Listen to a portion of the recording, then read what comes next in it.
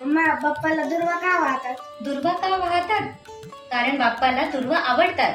बाप्पाला दुर्वा का आवडतात? का आवडतात? तर प्राचीन काळी अनलासूर नावाचा राक्षस होता. तो आग उकळायचा आणि लोकांना जिवंत गिळायचा. बाप्पांनी ठरवलं की त्याचा अंत करायचा, पण तो बाप्पालाच गिळायला निघाला. मग बाप्पांनी त्यालाच गिळलं. मग काय झालं?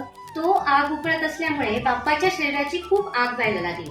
तर देवदेवतांनी प्रयत्न केले खूप की बाप्पाच्या शरीराची आग कशी शांत होणार, पोटातली आग कशी शांत होणार.